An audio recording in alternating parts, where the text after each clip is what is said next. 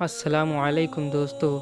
आज मैं आपको एक औरत और उसके कब्र की दास्तान बताने वाला हूँ। तो चलिए शुरू करते हैं। एक गांव में एक औरत रहा करती थी।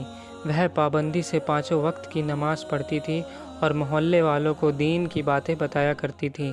एक दिन वह रात को कब्रिस्तान के करीब से गुजरी तो उसने कब्रिस्तान की निगरानी करने वाले आदमी को देखा कि वह किसी मुर्दे का कफन चुरा कर ला रहा था।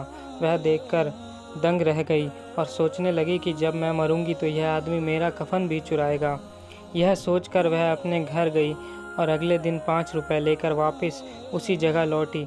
उसने कब्रिस्तान की निगरानी करने वाले आदमी को 5 रुपए देते हुए कहने लगी कि देखो, यह रुपए रख लो और मेरे मरने के बाद मेरा कफन मत चुराना। यह सुनकर वह आदमी चौंक गया और बड़ा शर्मिंदा हुआ कि उसका पर्दाफाश हो गया। औरत ने कहा, तुम इत्मीनान रखो, मैं इस बारे में किसी से नहीं कहूँगी, क्योंकि किसी का ऐब छुपाना भी एक इबादत है। यह सुनकर उस आदमी को बड़ा अफसोस हुआ। उसने तौबा की और इकरार किया कि वह अब किसी का कफन नहीं चुराएगा।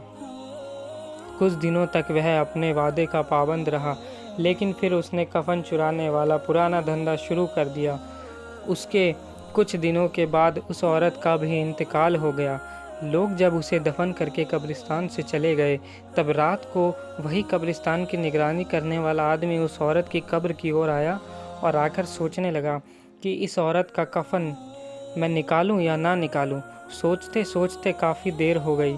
आखिरकार उस आदमी को उसकी लालच ने फिर मजबूर कर दिया और वह उस औरत का कफन चुराने के लिए कब्र के ओर करीब पहुंचा। उसने उसी वक्त उस औरत की कब्र खोदी। कब्र खोदने के बाद जैसे ही उस औरत की लाश नज़र आई तो वह डर गया, डर के मारे कांप गया। उसने देखा कि उस औरत के सीने पर एक काला खतरनाक सांप बैठा हुआ है।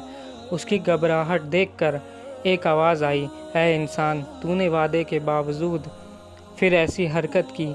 एक सांप देखकर तू डर गया। क्या तुझे मालूम है कि यह सांप मेरे सीने पर क्यों बैठा है? सुन, एक बार मैंने अपने दांत साफ करने के लिए बिना पूछे अपने पड़ोसी के घर पर लगे एक पेड़ से एक छोटी लकड़ी तोड़ दी थी। जिंदगी में कभी यह ख्याल भी ना आया कि यह भी कोई गुनाह है, लेकिन आज उस चोरी की मुझे यह सज़ा मिल रही है।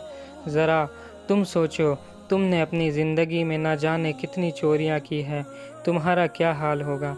इतना सुनते ही उसने उस औरत की कब्र बंद कर दी और सच्चे दिल से अपने गुनाहों से तौबा कर लिया।